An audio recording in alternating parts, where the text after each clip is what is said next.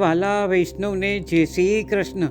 ભગવાન શ્રી કૃષ્ણ પાસેથી શીખવા જેવા 101 શાશ્વત પાઠ જે ભગવદ્ ગીતા, મહાભારત અને પુરાણોમાં મૂળ ધરાવે છે, જે બધા તમે તમારા વ્યક્તિગત ધંધા અને આધ્યાત્મિક જીવનમાં અમલમાં મૂકી શકો છો. આંતરિક શાંતિ, સફળતા અથવા આત્મનિયંત્રણ માટે આ બધાને સમર્પિતપણે અનુસરવા માટે આદર્શ છે. તો ચાલો ભગવાન શ્રી કૃષ્ણના માર્ગમાં આપણી દિવ્ય યાત્રા શરૂ કરીએ. 51મો ઉપદેશ. કૃષ્ણ શીખવે છે, અહંકાર તમને સત્યથી આંધળો બનાવે છે. તમારા અભિમાનને ખાલી કરો અને દૈવી જ્ઞાનમાં પ્રવેશ કરો. 52મો ઉપદેશ.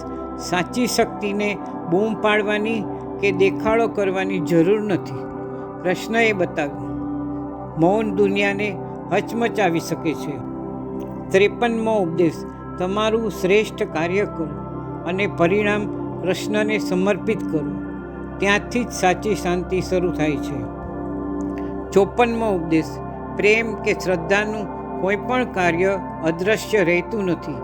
તમારા નાનામાં નાના પ્રયાસને પણ કૃષ્ણ મૂલ્યવાન માને છે. 55મો ઉપદેશ. પડકારોથી ક્યારેય ભાગશો નહીં.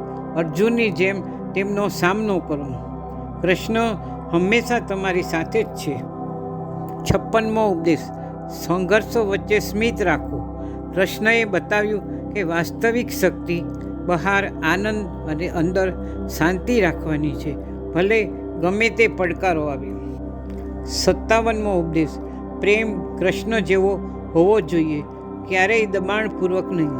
ફક્ત કૃપાથી માર્ગદર્શન મેળવવું જ જોઈએ. 58મો ઉપદેશ. કૃષ્ણ અને રાધાનો પ્રેમ શુદ્ધ હતો. કોઈ નિયંત્રણ નહીં, કોઈ માંગણીઓ નહીં, પણ ફક્ત સ્વતંત્રતા અને ભક્તિ. 59મો ઉપદેશ. કૃષ્ણએ બધાનું સ્વાગત કર્યું. શુદ્ધ હૃદયવાળા, ગેરમાર્ગે દોરાયેલા અને તૂટેલા, પણ તેમનો દૈવી પ્રેમ ન્યાય કરતો નથી. તે દરેક આત્માને ઉત્થાન આપે છે. 60મો ઉપદેશ.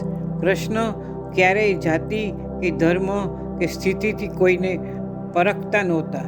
તેમનું ધ્યાન હંમેશા દિલ અને આત્માની શુદ્ધતા પર હતું. 61મો ઉપદેશ. કૃષ્ણ કહે છે કે સાચો શાંત પ્રેમ એ મનને શાંતિ આપે છે અને હૃદયને ખુશ કરે છે. 62મો ઉપદેશ.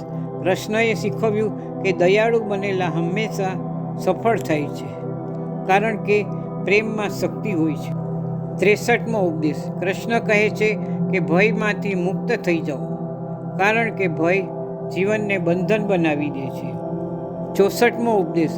જીવનમાં સત્યનો માર્ગ જવું એ સૌથી મોટો ધર્મ છે. ક્યારેક સત્યથી દૂર ન થાઓ. 65મો ઉપદેશ. તેમણે શીખવ્યું કે દરેક જાતિ અને ધર્મના લોકો સાથે પ્રેમથી વર્તાવો, એ છે સૌમ્યતા. 66મો ઉપદેશ. હું અને તું એક જ છે. કૃષ્ણનો સંદેશો છે કે દરેક જીવમાં દિવ્યતાનો વાસ છે. 67મો ઉપદેશ. શ્રદ્ધા અને સમર્પણથી કરી શકો છો ભગવાનને પ્રસન્ન. જીવન બની જશે સુખદાયક. 68મો ઉપદેશ. કૃષ્ણ કહે છે કે કર્મ નિષ્ઠાપૂર્વક કરો, પરિણામની પરવા ન કરો. 69મો ઉપદેશ. પ્રેમથી જીવવું એ કૃષ્ણનો જીવન મંત્ર છે. તે દિલ અને આત્માને જોડે છે. 70મો ઉપદેશ.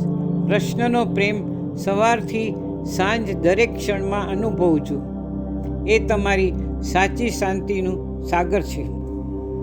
71મો ઉપદેશ. શબ્દોથી નહીં પણ કર્મોથી ભક્તિ કરો.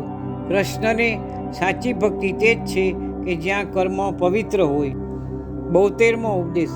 જ્યાં પ્રેમ છે ત્યાં કૃષ્ણ છે, જ્યાં ક્ષમા છે ત્યાં શાંતિ છે. 73મો ઉપદેશ. ધર્મના માર્ગે ચાલો, ભલે તમે એકલા હો. કૃષ્ણ હંમેશા સત્યના રક્ષક સાથે રહે છે. 74મો ઉપદેશ. શાંતિથી ભરેલું મન અને સાચો સંકલ્પ. કૃષ્ણ કહે છે એ જ જીવન બદલવાની તાકાત છે. 75મો ઉપદેશ. જગત જીતવું આસાન છે, પણ પોતાનું મન જીતવું એ સાચો વિજય છે. 76મો ઉપદેશ. કૃષ્ણ રાજ સિંહાસન પર હતા, પણ પ્રેમ અને સેવા કદી છોડ્યા નહીં. 77મો ઉપદેશ.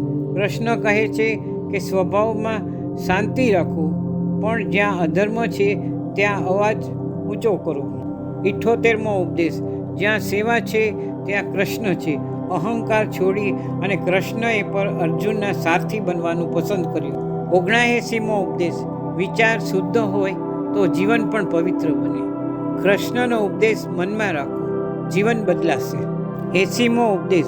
કૃષ્ણ કહે છે કે જીવન માત્ર એક અધ્યાય છે, આત્માનું સફર તો અનંત છે.